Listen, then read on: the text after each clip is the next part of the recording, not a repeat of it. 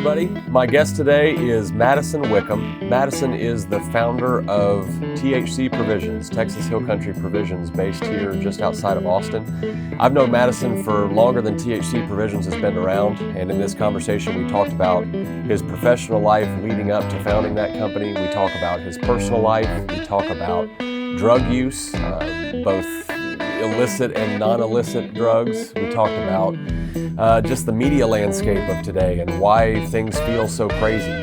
Madison has a very unique perspective. Much like some of our previous guests, like Mike Spadier, Madison is a career marketer and has a very, I would say, educated and unique perspective on what we're going through today that I think is valuable. So be sure you stick around for the latter half of the conversation here, because that's really where the meat is. I'm hoping this won't be the last time Madison comes in here. It was really hard to get him to come in the first place, but I'm hoping I can get 2 or 3 more conversations out of him, because there's a lot more ground that I'd like for us to cover together. So with that said, I hope you'll enjoy this conversation with my good friend, Madison Wickham.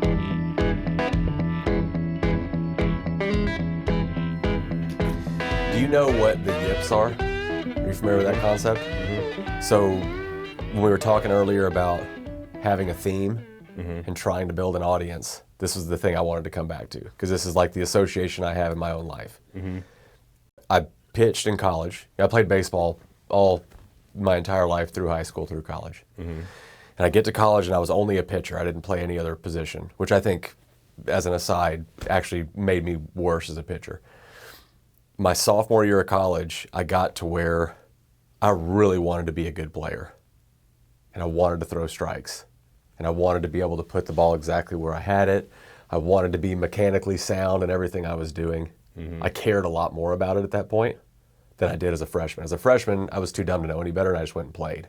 So as a sophomore, I get in, and I could not freaking throw a strike, because I was so focused on my mechanics, how I was delivering the ball, where my leg kick was, where my foot was planting.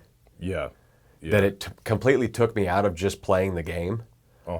And I don't, there's a version of this that could be irresponsible for me, but it's largely the way that I run a company, that I run a family, that I run friendships. Like, if I feel like I'm doing it right, I try to not pay a whole lot of attention to what's working and what's not. Just, if it's something that I feel like I've got momentum on, keep going. And it seems like it's really just the nature of the stage that you're at. You're in like total exploratory. Maybe there's something here, maybe there isn't, but you're feeling compelled to do it, so you're trying.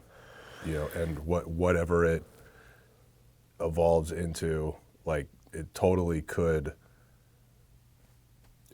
As you keep doing these and talking to different people, you're just going to keep getting ideas. Right? And those ideas get more clear. Right now, it's like this fuzzy thing. Like you said, you can't even really look at it because it's too fuzzy. Right. But it's like, it's a thing, and so it's like you're trying to bring clarity to what this is. That's exactly that's right. what it is. I can relate to that from starting THC Provisions. I know you can, because I was there when it was blurry. And it was, my version of it was, I still had a North Star, but it was a fuzzy North Star that was prioritized creative integrity over the finances. But it was basically just, it's that the creative integrity is priority number 1, financial success is priority number 2, but it's almost just as important.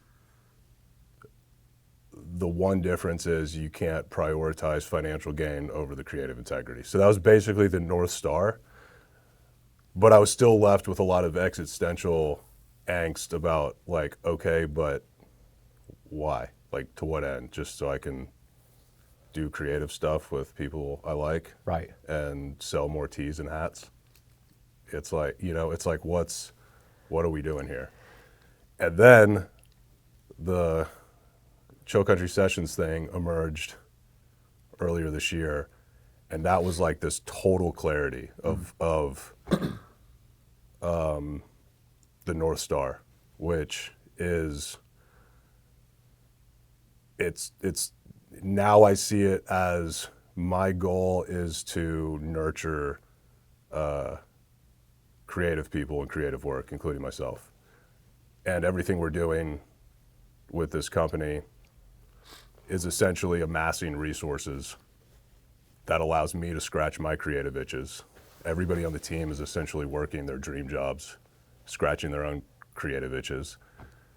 And now with Sessions, it's this growing platform that we can kind of lend our resources out to all of these super creative people around Texas and help them make more creative work.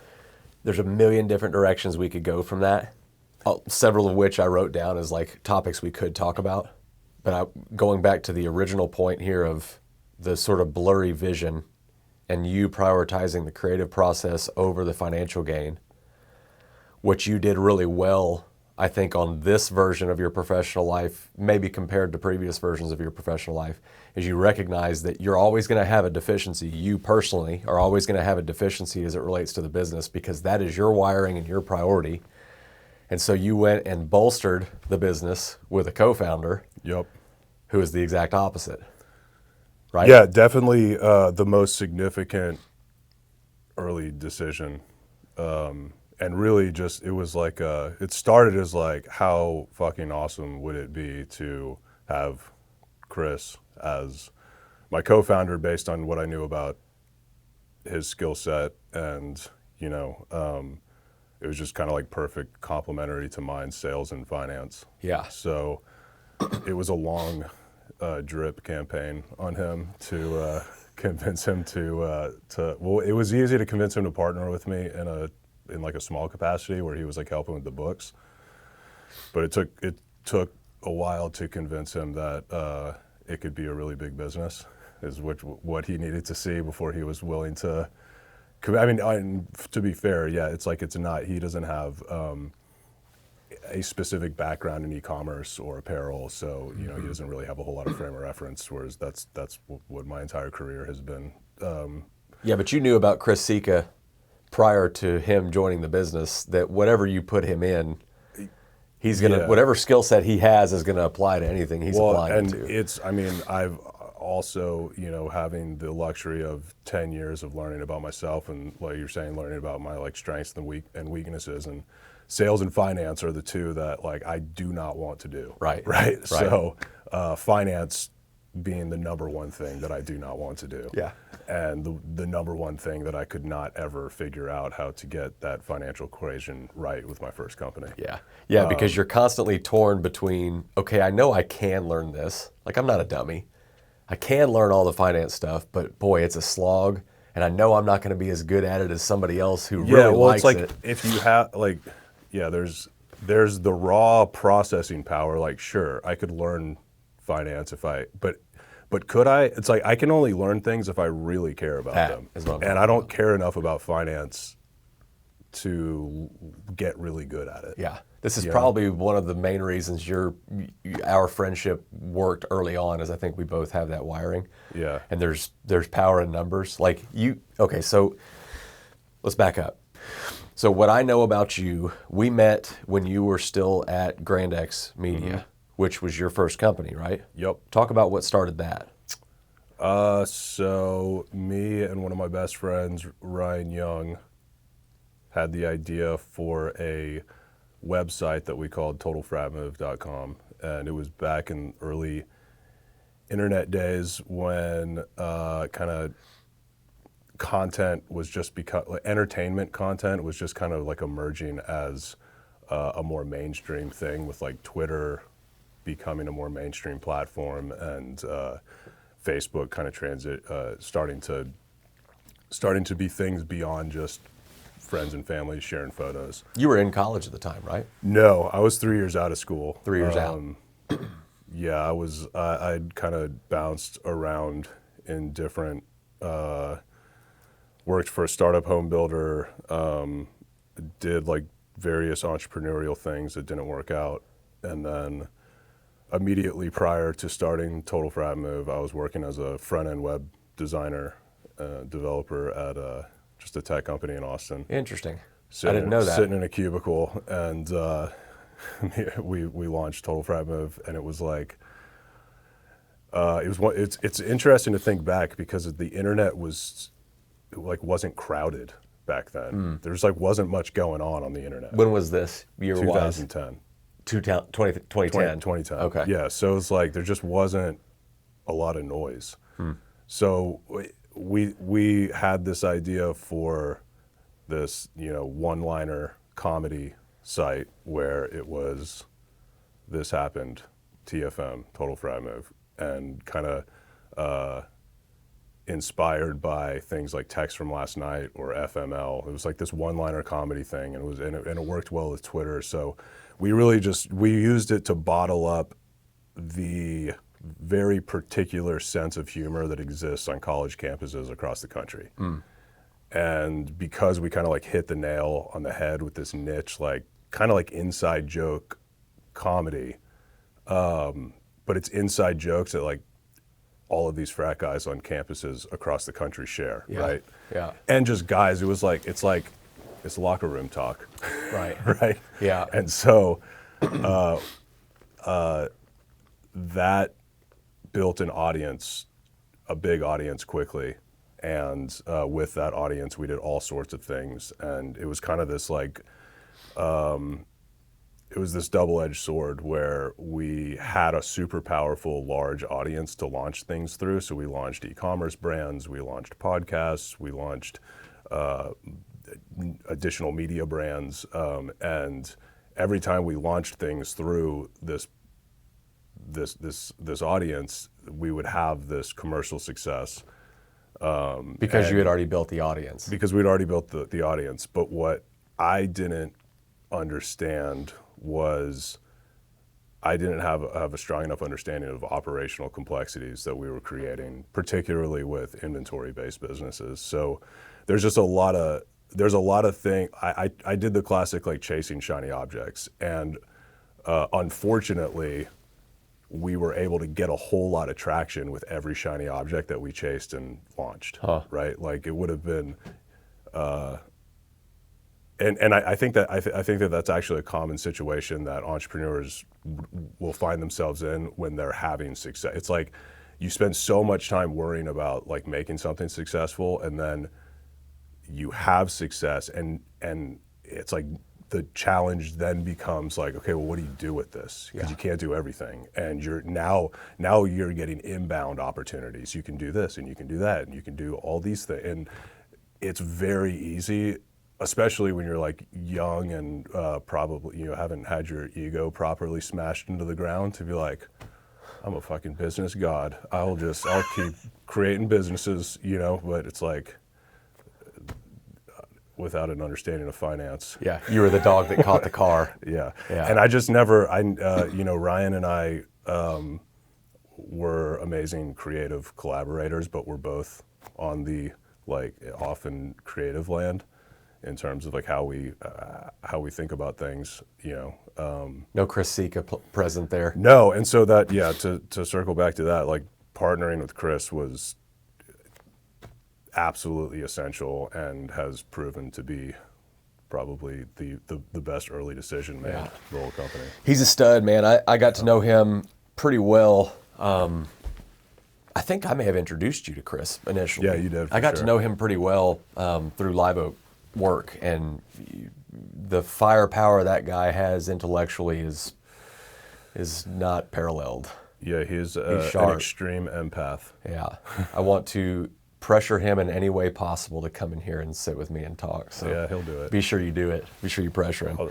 We could spend a lot of time talking about the TFM Grand X days, and I don't. Just like I wouldn't want to sit and talk about my life as a copier salesman. I don't want to talk about that the whole time, but I'm down to talk about whatever. Do the abbreviated version of that. So rise and fall of that company, you get to a point where you realize, okay, I can keep going at this, but... Well, we at our peak, I think we had 50 employees in-house, spread across 3 different spaces in this office complex. That's when I met you. That was out in Westlake, right? Yep. And it was just, it was absolute. The biggest problem, I think, is that there wasn't like a real purpose or mission behind the company. It was started with like, we think we've got a really funny idea for content strategy. That was the extent of the plan. And then it was like in the heyday of new media companies just blowing up and getting crazy valuations, and BuzzFeed popping off, and Vice being worth $1 billion or whatever they topped out at. So it was like this frenzy of media. So I fucking read too many TechCrunch articles and was like, we're going to be a $100 million media company. Barstool was kind of in that same. Barstool, yeah. I mean, honestly, at one point we were like neck and neck with Barstool in terms of audience size. Wow. Yeah. Wow. Yeah. Yeah. But it was. It's one of those things where it's like exactly what needed to happen to teach me the things that I needed to learn. Yeah, right? which you only recognize in hindsight. And even, I still have good relationships with tons of people that I worked with for years there. And, I think a lot of us kind of share this, like, well, yeah, it obviously did not end the way we hoped it would, but it was like the best education that I could have never paid for. Right.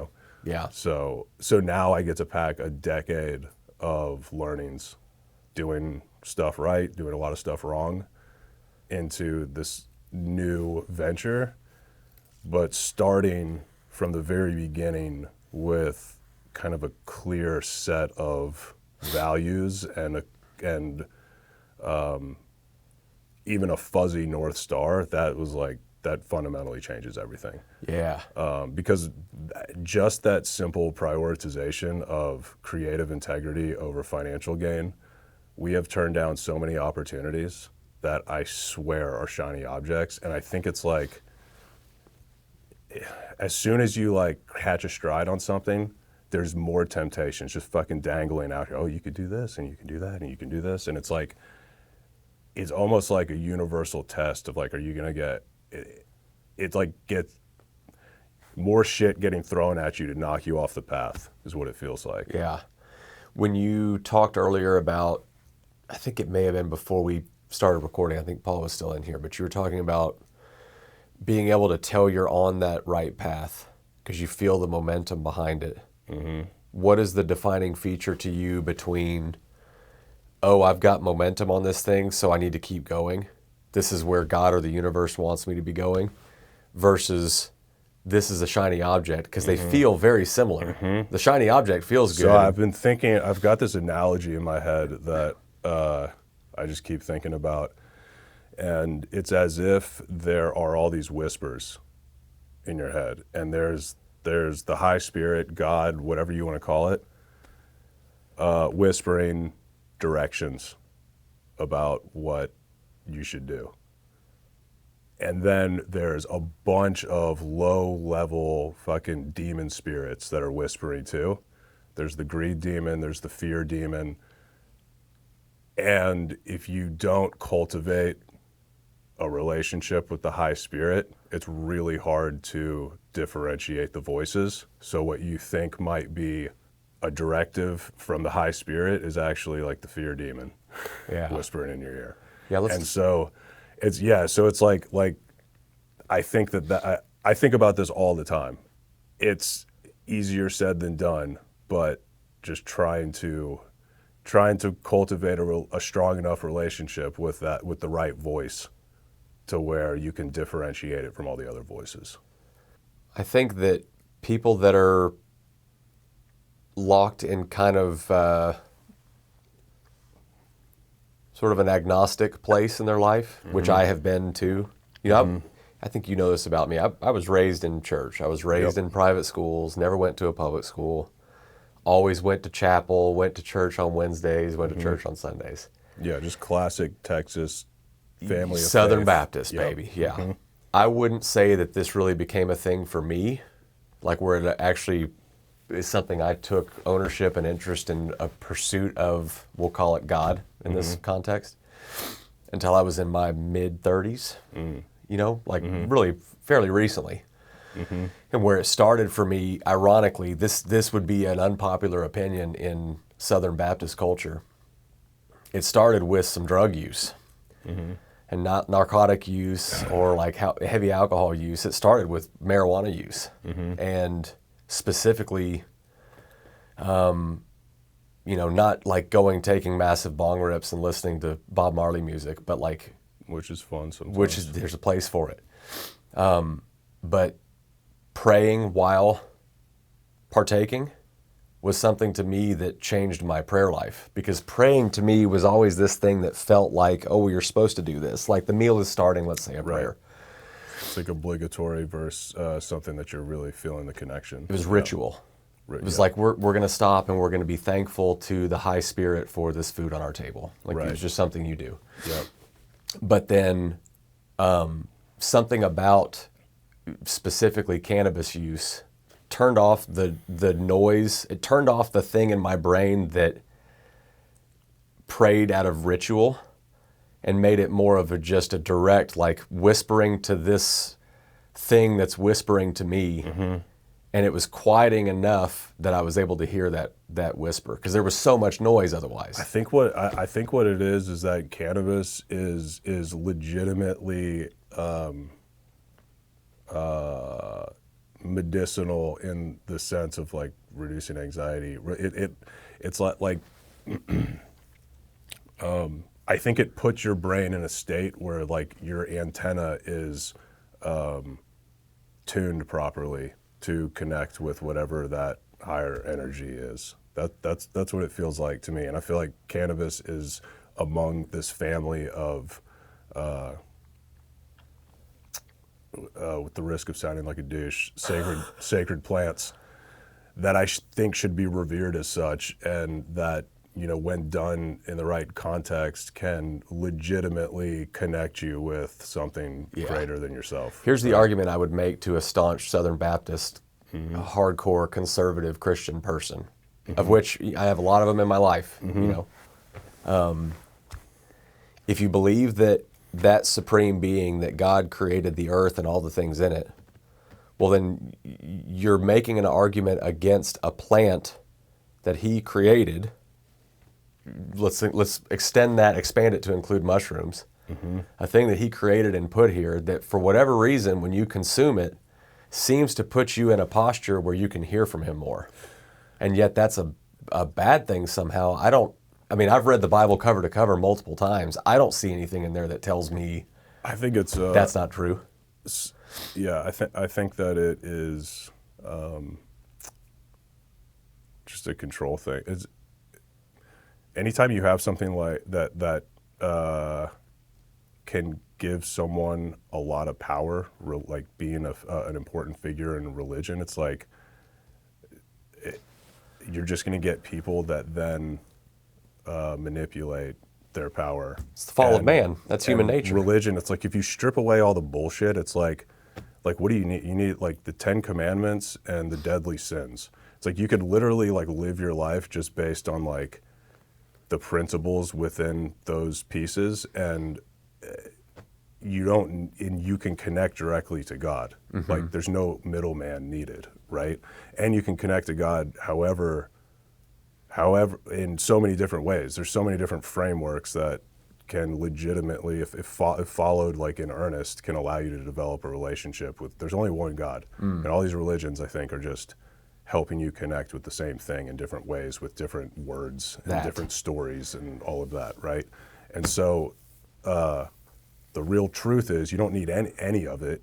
And sometimes things like cannabis can like clear the fog. For me, like I'm like a classic ADD kid who like would have been medicated if my parents weren't hippies. So like just classic, like could not sit in a classroom and learn or whatever. Cannabis for me is almost like an ADD medication of sorts, where it will allow me to like hyper focus on something. So if I'm like getting into like to design or edit or some sort of like thing where I need to like sink into it. And so similarly with like prayer, it's like it clears out all the noise. And then if you're sitting down, that's why like set and setting and intention matters so much with these things, because if your set and setting and intentions are like a nice comfortable room with some candles lit where you're like, your intention is to pray and connect with, you know, your version of God or whatever, like you're gonna do that. You're gonna like focus intensely on that because it like blocks out all the other bullshit. But I also do believe that I think that cannabis is a crutch if used regularly. And that it really, like all of the other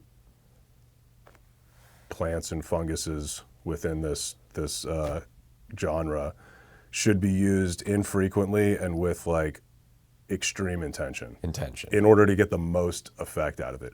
But I also think that cannabis, of all the substances that you could use regularly to manage stress, I have not come across anything as close to as awesome as cannabis in terms of like negative repercussions. I will say for my own personal life, I know who I was at 16. I know who I was at 21. It would not have been a healthy thing to have been introduced to my life at that stage. Like I didn't really come to cannabis use until I was 25, I think. I tried it once in college and had a horrible experience. And then didn't really do it again until I was 26. And then didn't really start to actively use it to build a framework for where it was appropriate in my life. You have to have a level of like self-awareness and responsibility maturity to use any powerful substance, right? So anything. So it's really a maturity thing, and there's just no way that as a teenager you have enough life experience to like properly, you know, I don't know, if you're some like prolific musician, maybe you can get away with it, whatever, you know, I don't know. But I think it's more of like, it's like an alternative to pharmaceuticals or alcohol or these other things that as adults we use to manage the stress of being an adult. And I truly believe that there are ways to actually resolve the feelings we're suppressing with things like cannabis. And that's where like therapy and like ceremonial use of more hardcore psychedelics come in, where you can actually like dig in and figure out like, why do I get so angry in these situations or whatever? Or like, what is that fucking feeling that's bubbling up in like all of these different situations? Like, how do I resolve that actual feeling? And I've had some experience actually doing that, and now it's like I'm aware that I've got all this other bullshit that needs to be resolved, and I'm like, I'm okay using cannabis as like a coping mechanism, and I feel like I've resolved enough to where like I pretty much don't drink. I mean, I'll have a drink, but it's like I don't care about alcohol at all. And I think it would be a disservice to the void that we're going to launch this podcast into if I didn't mention that about a year ago, I finally decided to try an SSRI, and I've been taking Lexapro for a year. And similarly, so it's interesting because I had like, I was very, very skeptical of pharmaceuticals in general, particularly SSRIs. And I have tried every modality that I could possibly try outside of trying an SSRI. And I eventually got to a point where I'm like, fuck it, I'll try it. And my God, this is not sponsored by Pfizer. I don't know who makes Lexapro, but that shit works. It worked for you. It works, yeah. And I think of it as like, it's a Band-Aid, and I don't like wish I would have found it sooner, because I feel like going through the kind of alternative path that I went gave me perspective that I needed in order for a small amount of Lexapro to kind of like be a Band-Aid over the rest of the shit. Like I resolved enough stuff to get to a place where like this amount of Lexapro is basically giving me like artificial enlightenment is kind of what it feels like. Like where like I have no existential anxiety about anything anymore. You know me, like all of the nihilistic fucking lamenting around the campfire, it's like that's all gone. Yeah.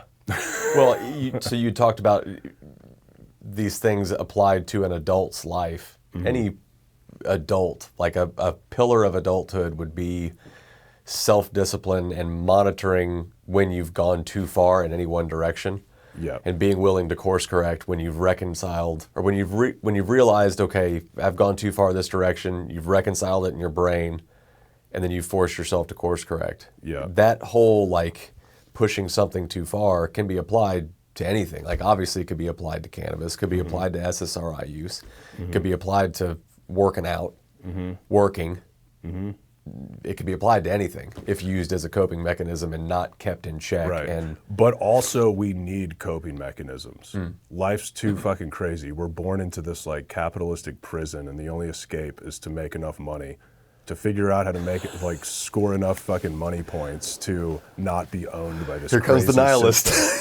That's not nihilist. That's just a fun way to look at what we're doing. Yeah. Okay. We're playing the game of capitalism. We're trying to beat this weird game. Yeah. And the only way to do it is to amass enough money to where nobody has like leverage over you anymore. Right? And that's fuck you money. Saying that is the way to do it, though, like it's a checked box. So many people get to that point where they've amassed enough money. And yeah, it's not the only goal, but it is. But it's like it's like a. You got to beat the game somehow, which means like making more money than you spend, and also while doing something that you enjoy, because you can make more money than you spend and be miserable in your day to day. So that's the game. That's how to, in my opinion, how you beat the game. Like some people are just trying to score points. Some people are too focused on the point scoring, and those are the people that get to the finish line with a big payday, and they're like, fuck, what do I do now? I've always planned on having a lot of money at some point, which we'll see. But whether it's delusional or not, I'm like front running the problem of what do I do now by like figuring out how to actually get to the financial goals by doing shit that I'm enjoying doing. Like. Okay, so I want to come back to that. I put it on here, enjoyment, and I start it because I have questions for you on that front. Okay. But I want to go back to the transition between Grand X, TFM era of your life to COVID. What was that transition like? Like when COVID hits? Well, the transition with Total Fragment, the previous company, was... it was a long, slow process of hitting a point where it's like this business is completely unmanageable as is, and the only option is to like slice and dice and get rid of things and sell stuff off if we can. And so it was a multi-year process of like squeezing this Frankenstein of a business down to a manageable scope.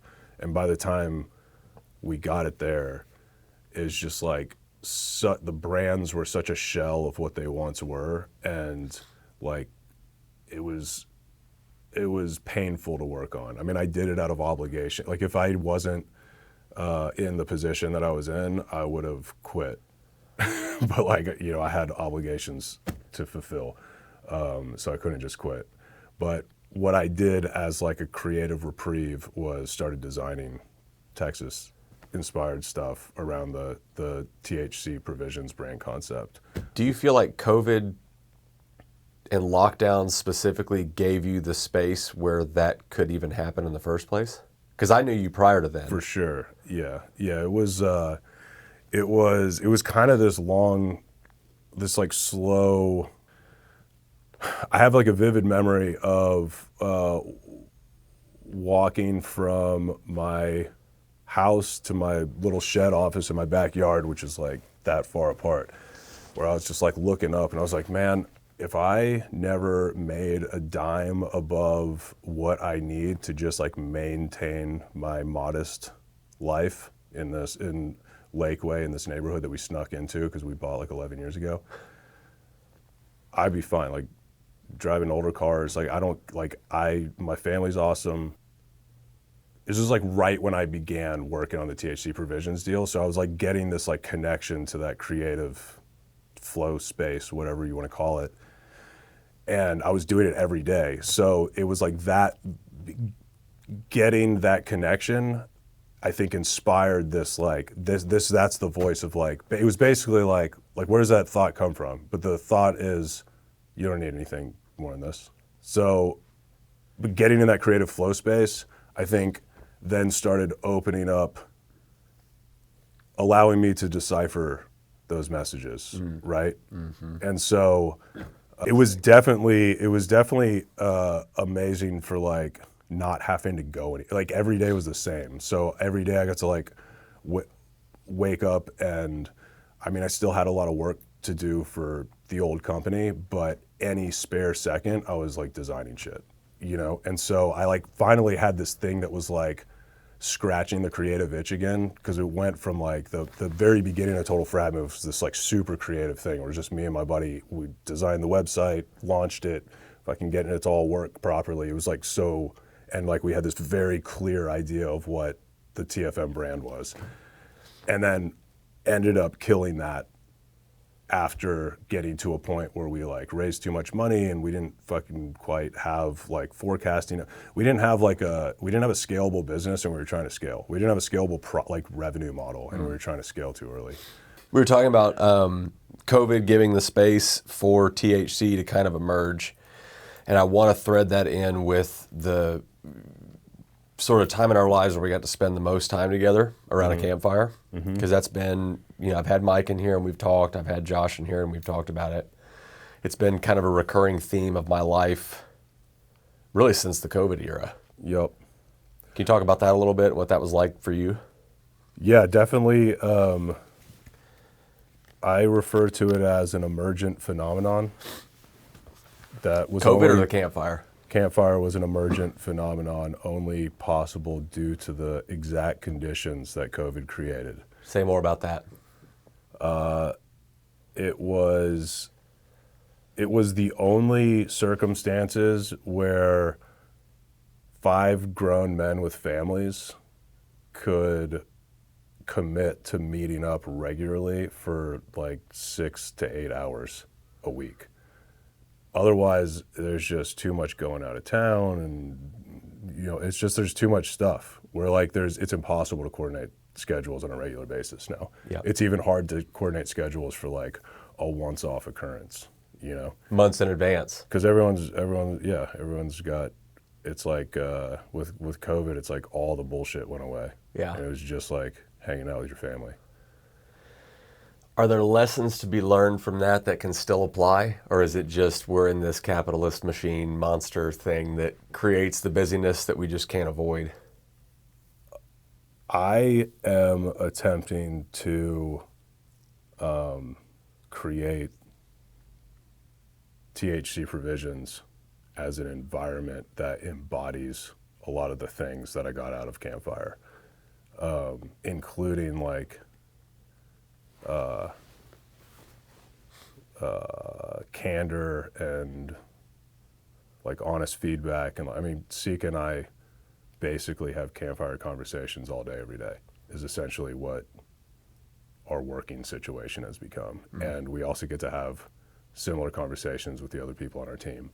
There's like this concept of like going at the pace of nature that stuck in my head during Campfire. Definitely inspired by the environment Campfire created, which is just literally you're sitting there just watching the crackling, and you got the stars, and it's, you know, it's like, it's the pace of nature, right? There were some quotes that were, adopt the pace of nature, her secret is patience, and nature never hurries, yet everything is accomplished. Mm.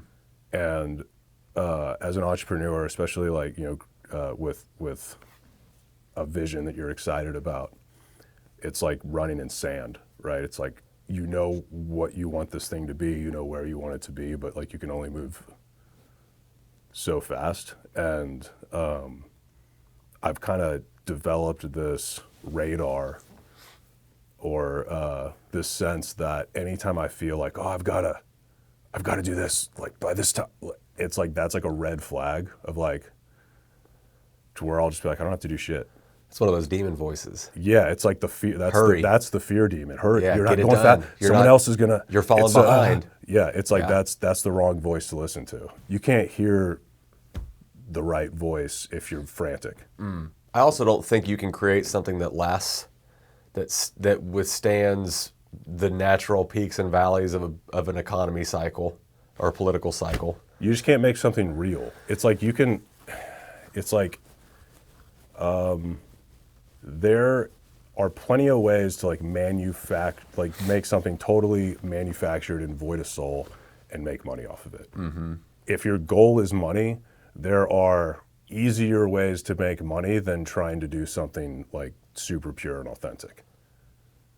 But I'm convinced that if you build something with like just total authenticity and really strong values, it's guaranteed to work so long as you can like stay alive long enough. Yeah. If you can just survive, it's just going to take longer. But if you actually do it right, it's just you can't. People crave authenticity, but those same people also eat McDonald's, right?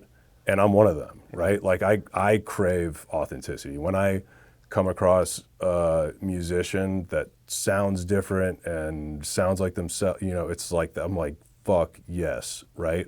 You know it when you see it. Or a fucking movie or a TV show, it's like I'll go back, my oldest is 14 now, and like we can watch like any movie now, so we're watching like old Quentin Tarantino and stuff. It's just like, these are fucking masterpieces, and this is something that only Quentin Tarantino could make, right? Like nobody else could make this piece of art, to put it pretentiously. I think that it is more difficult, but it's also, I think it's less risky. Mm-hmm. It's like if you're manufacturing something, it's like it's kind of like all or nothing, right? And it happens with like companies raising too much money. Like we could go out and raise $20 million, and I could totally put together like a fucking a plan, a big master plan that would be like, we're going to be worth $1 bajillion, and we need $20 million to whatever. But like,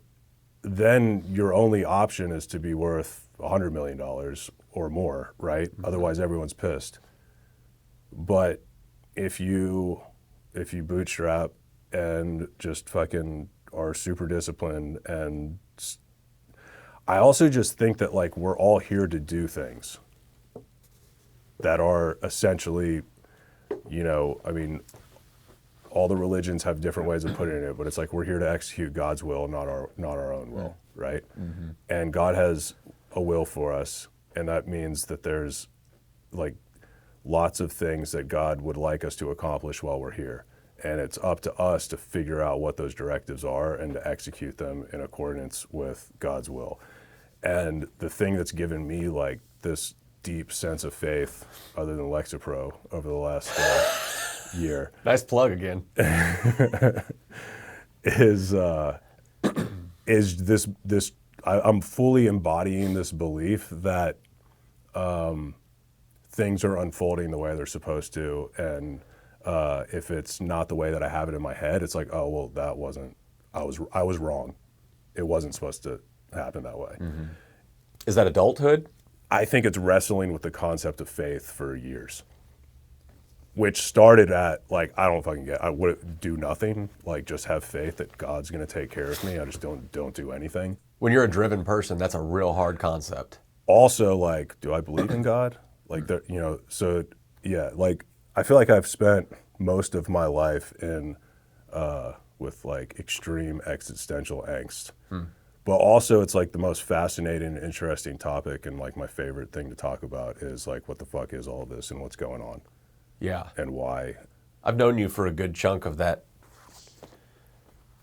transition, not to talk about it as though it's a complete thing, but we've talked a lot in our just one-on-one discussions about prayer.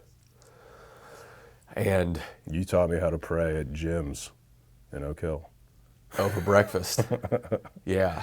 Yeah. Yeah, that was sort of my return to the concept of faith in adulthood. Yeah. Was recognizing, like, if my options here are to believe that God is real or to believe that there is no God.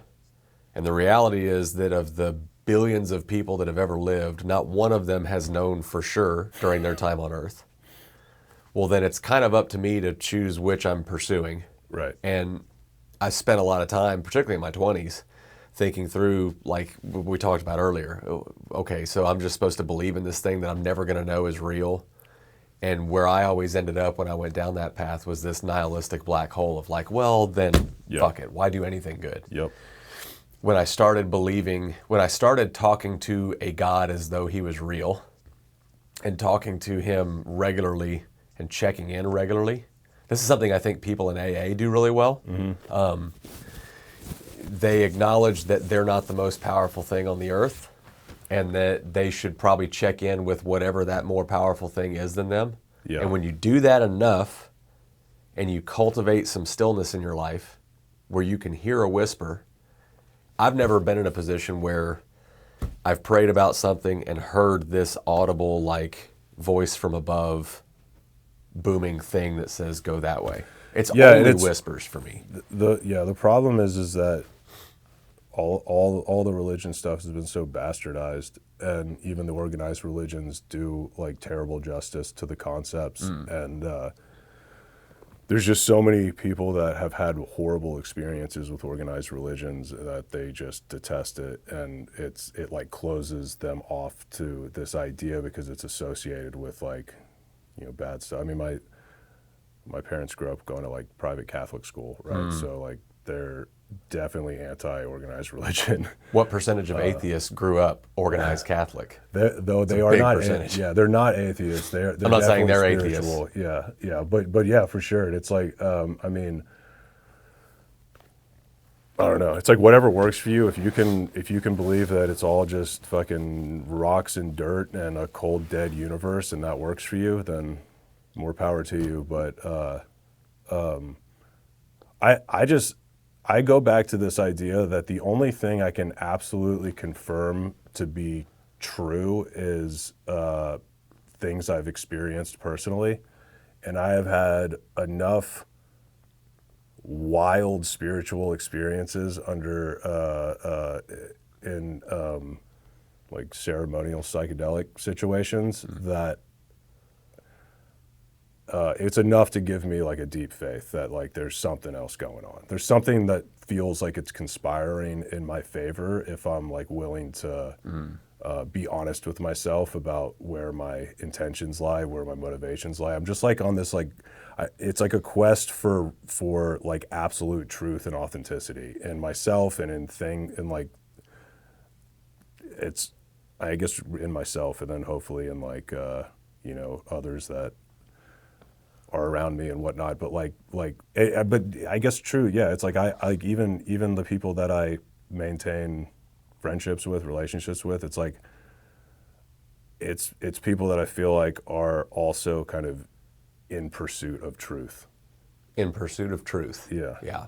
Yeah. I look at it the same way. So we talked about COVID. We talked about Campfire a little bit. THC starts when? 2020? I started working on it in early 2020. Early 20. Mm-hmm. And originally it was lifestyle brand, and apparel was like the first foray into making it into a business, right? Mm-hmm. Talk about the transition from day one, you're the first person doing it, you then partner with Chris, y'all are approaching it together, to then dodging all of the shiny objects and getting to this point now where Sessions is your true, like you can see the clarity that that's the North Star to pursue. Yeah. Talk about that whole transition and what it was like. So really, it started with the fuzzy North Star that I mentioned of prioritizing the creative integrity as the number one priority. And that meant taking like sometimes an uncomfortable amount of time on a design until it was like, got to a point where I'm like, all right, it's ready, you know? And initially, before it was a business, it was just like I could take all the time that I wanted. So like everything from the website to social media feed to the products. It's like I just meticulously, I look at like the creative process as kind of cradling a baby bird. I'm probably not the first person to use this analogy, but to where a lot of like perfectionist creatives will strangle the baby bird and sometimes like kill the idea before it ever sees the light of day. But you also can't just open your hand and let the baby bird fly away. So you gotta cradle the baby bird when it comes to like your creative neuroticism. And you see it in every creative medium, like working with all these musicians. Some of them are like very comfortable with recording, and they're like, put it out whenever, and they're, even if there's like little mess ups, like they're just comfortable with. And then some are like, we've had people that are like, I'm sorry, I can't release this, I'm not happy with my performance. Where it's like, I'm watching both and I'm like, fucking okay, well, they're both incredible to me. You're hearing something I'm not. And so like, that would be, I'd say, yeah, it's like you can suffocate yourself by being too obsessive over getting all of the little details right, but you can also not be obsessive enough and finding that zone.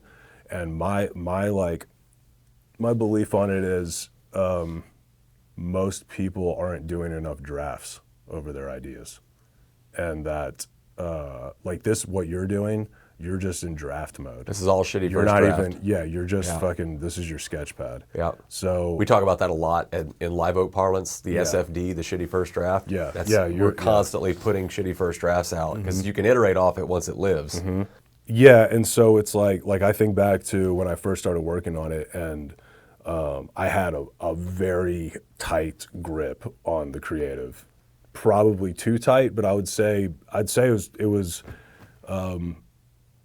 no, I mean, it wasn't too tight. It was like just enough. For that phase, especially. For that phase, right? Yeah. But the thing that I had to learn was loosening the grip over time, especially as we brought people on. And so now, like, Chad on our team is complete arms wrapped around all product development, and he's doing all the design work, and it's amazing. And it took a while, to get to the point where we could bring him on, and then get to the point where he was like comfortable enough with everything. And so it's really encouraging to see that process play out, because now we have a similar situation where we've got another guy, a new guy on our team, who's our creative director, and it's now a new process of kind of the same thing, but as it relates to like content and production and marketing. It probably doesn't become a thing if you don't have that particularity in step one, where you're being really choosy and really picky on how things look. Because I remember very, very early days when you first start posting things on social media. Yep. I remember my little sister-in-law found THC provisions before you really even had products. I don't think that happens if you don't have attention to detail early. And then I remember a handful of months later being at the Hyatt in San Antonio with my family and seeing a dude with a THC hat on and being like, holy cow, this thing feels like it just started. Yeah, I think I'm for this, the way that I've navigated the like outward facing stuff is I'm obsessively trying to make things that don't look like everything else that's out there. And there's going to be people that look at what we make and be like, oh, it looks just like blah, blah, blah.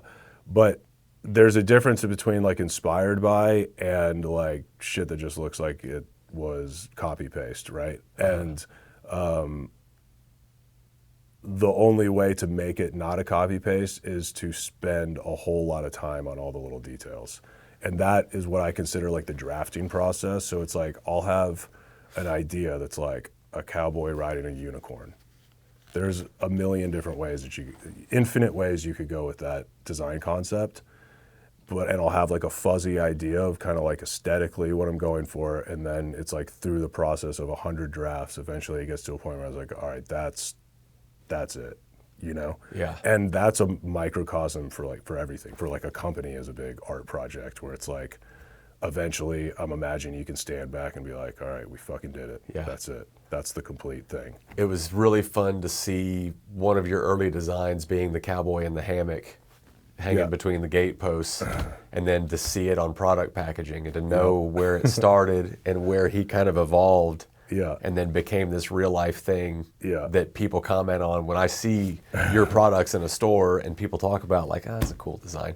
Like, I know where that thing started. Yeah, and it's always been this idea of we do all of the artwork ourselves. It was me, then it was now Chad's on board. So it's like we had an intern at one point that was really good. So some of our designs were done by him, but everything's basically just been designed at this office, which there's some quality to that I think is in the day and age of outsourcing everything. It's like it's like the handmade quality, right? Like, I know we're using computers and shit, but like it's like we're teasing out every little fucking detail of the artwork, and then we're also designing the garments themselves, and then we're taking the photography and the videography and like making all of the content. So like the whole thing is like this hands-on art project. Yeah. Where it's very few people. It's literally just me and Justin on all the marketing stuff, and then Chad on the product, where it's like we're all getting to like sink into the work, and like it's creating a situation where we all get to spend more time in that creative space. And that's what resonates with the consumer when they see it. And I think that there's like a quality that is transferred into the end product when like it's like if you go eat fucking handmade pasta, right? Yeah. It's soul that you're putting into it somehow. Yeah. Obviously we're not like stitching the shirts ourselves, but it's like as handmade as you could make a t-shirt and a hat and still like, build a viable business. Something about that attention to detail and doing the best work how to do. Yeah. But even on the manufacturing side, we sampled with over 20 factories over like a 2-year period to get to the factory that we're using now. And then probably went through, I don't know how many iterations of our t-shirts with this new factory to get like, literally designing every single size spec, every dimension, the shirt fibers and the amount of sueding and like the weight of the fabric and like all of that to get it just, so treating that kind of dry supply chain project as an art project. Yeah. To where like you can do anything artfully, right? And you can do anything kind of void of soul. Right. So it's like, how do you, if you're building a company that is prioritizing creative integrity, how do you make everybody kind of understand that their job can be done artfully? If you're making a spreadsheet model, if you're having a sales meeting, it can be done with like, from that play, like the intentions from that higher place are where you want like all of your actions to be derived from. Yeah. It's the building of truth that you talked about in relation to that higher power being truth. It's where I hope corporate culture goes, because I don't think you can build that quickly. And I think that, like, I've got a buddy, Phil, that's a pastor. He's a good friend. Like, I'm myself, this version of me around him too. I don't polish for Preacher Phil. Mm-hmm. But in talking to him about this little church that he's building that's exploding, like busting at the seams for no apparent reason, what he talks about is that he goes up and preaches in a t-shirt and jeans because that's what he wears during the week. He talks about his flaws and the flaws of the people around him. And something about human nature, when you're still enough, you can recognize when something is produced and fraudulent, and you can recognize when something is true. 100%. And you can't always put your finger on it. Yep. Like a story I've told you before, I think, is like having a picture of a family member on my oldest son's dresser that had a Snapchat filter applied to that picture. Right. And it was before I knew what a Snapchat filter was. And the differences were very subtle. Yep. Like the eyes were a little bit bigger, the cheeks were a little bit, like the jaw was pointed more or something. When I looked at it, I knew that's that person, but I double took and I thought, okay, I know that's that person, but that's not that person. And you just have something deep in you that knows when you're being lied to or when something's true. Yeah, and that's how I feel about the AI debate of like, I understand a lot of people are getting duped by AI and like AI human generated things. But I also think that we are developing a better radar for what's real and what's fake. And as an example, if you took the most realistic AI photos today and showed them to us 10 years ago, we'd be like, yeah, those are real. Right? Yeah. So it's like our radar is getting honed, and I think that's happening to everybody. And I think it's gonna be a thing where I just think it's gonna be easy to spot stuff that's. I'm trying to think of how to articulate this because I've been thinking about it a lot. It's like we've been using AI, artificial intelligence. So like your Google Calendar is artificial intelligence.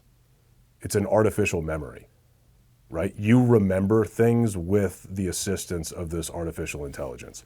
So all businesses have been using AI to like supercharge fucking video editing, Photoshop. Like these are all artificially intelligent applications that allow you to do things that you otherwise don't know how to do, right? And so ChatGPT is just the newest, craziest one, but it's still supercharging like real human creativity.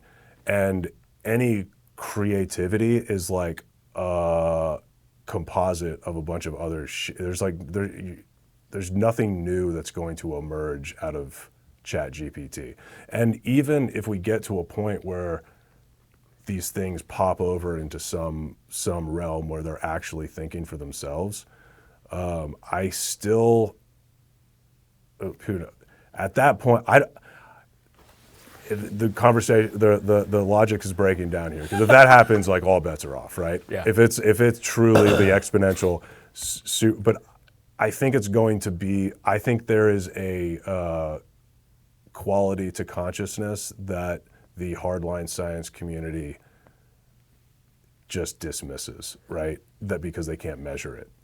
And I don't think that an AI system is capable of having a true connection to that higher power, and that our connection to that higher power is where all human creativity comes from, and that human creativity is essentially our last frontier, and that like we need to lean into our creative interests and the things that like only we are uniquely qualified to do creatively, which is a culmination of like everything that's happened to us over our entire lives, right?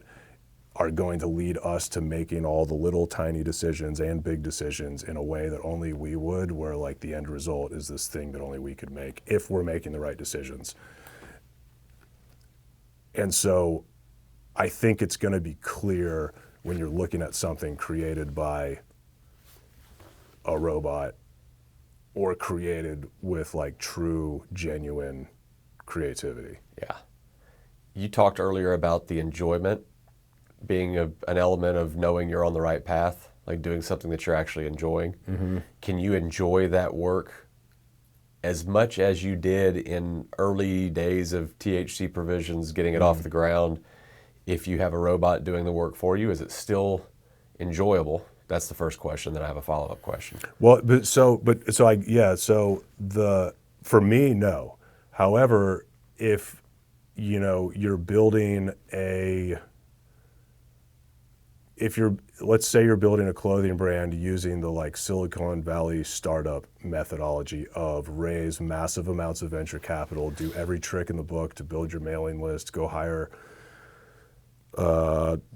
world famous photographers to shoot your catalogs. Like you can, if give me $80 million and I will deploy it into a fucking beautiful production of a brand, right? But a company built like that, it's like everything is bought and paid for and manufactured. And you're hiring people so fast that it's like you're hiring people that are there for a paycheck. Like you got like the end result is going to be void of this human quality. And some people can eat spaghetti warehouse and can eat handmade pasta and be like, it's fucking pasta. You know, there's always a market for manufactured shit. And that's not going to go away. But the thing that's going to go away is humans creating manufactured shit. So that's the big distinction. Because right now, humans can make manufactured bullshit, but like, there's not going to be any reason for a human to do something that's void of soul. So the only way to hedge against this future where AI does everything void of soul is to lean into your soul and do things that require soul. Right, which requires, at a fundamental level, time. It requires you understanding, like intimately understanding yourself, which is a lifelong journey of like, that's the path of self-improvement or whatever. Right. It's like, it's all of those things, exercise, whatever, all the discipline stuff is to teach you about yourself and so you can understand yourself. And the better you understand the self, the more you can lean into what makes you unique. The more you lean into what makes you unique, the more unique your work is, and the more it becomes something that only people can get from you. And that process can't be done quickly. It can't be done in the VC model. It's the quote you had earlier about nature. Pace of nature, gets everything done that it needs to, and it does nothing fast. Yeah. It's like if you look at our property, the plants that grow really quickly that are seasonal don't have any roots. Right. Whereas you plant a little oak tree and it stays this big for 5 years, but it's putting down roots that you just can't see. Yeah. And then once it starts to grow, it's got a root system to be able to withstand droughts and storms and all that stuff. Yeah, it's good. You are a reformed nihilist? Reforming nihilist? It's gone. Good. It's gone. So it's been replaced with a deep faith, which is just like the most generic thing ever, and like not something that, like I said, I grew up with like hippie parents that were like, this is what we believe, but no one knows, so you got to figure it out for yourself. Figure it out for yourself. Yeah, which was like, I'm grateful for that, but I've spent most of my life wrestling. So intensely with that idea. In the course of your wrestling, and when you survey the world and you survey our future and our ability to survive mayhem and chaos and all these things that you see the moment you turn on news, what do you see that makes you optimistic? What makes me optimistic is I spent the first 10 years of my career in entertainment media, actually creating and publishing entertainment media, so I understand intimately that business model and that world, and I can confirm that news, as you know it today, is nothing more than entertainment media, and the amount of truth that you're actually getting out of the news is probably close to zero, and that all they are doing is trying to come up with the most sensationalized way. They're picking something, and then they're saying, how can we make this so fucking interesting that everybody's going to click on it? That's literally all they care about. Because that's the business model. If you are an it's not a conspiracy. They make all of their money off of advertising.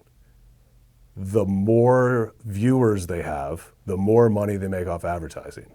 They are a for-profit business whose goal is to continuously increase revenue, which means increase the amount of ad inventory that you have to sell, and you increase the amount of ad inventory that you have to sell by growing the viewership. And you grow the viewership by making sensational, fucking super entertaining shit that you can't look away from, so everything is a train wreck.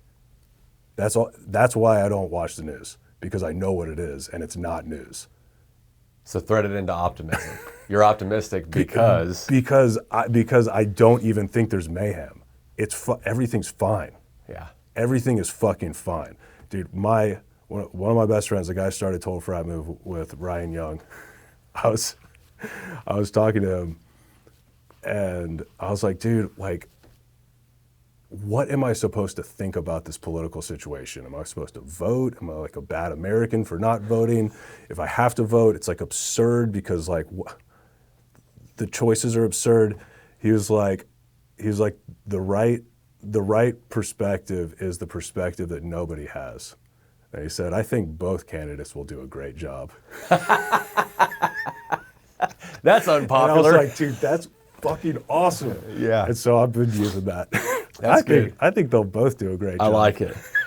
So I'll wrap up with this. I want to say something similar to, I had Mike Spadier in here, and I asked him the same question: what makes you optimistic? And I told him at the end of it, what makes me optimistic is we spent the whole time talking about his lifetime in marketing, and that somebody that has that experience can look abstractly at what's going on in our world today and pause for long enough to say, wait a minute, do y'all realize I realize what this is because I've done it for a living for so long. So similar to your situation. In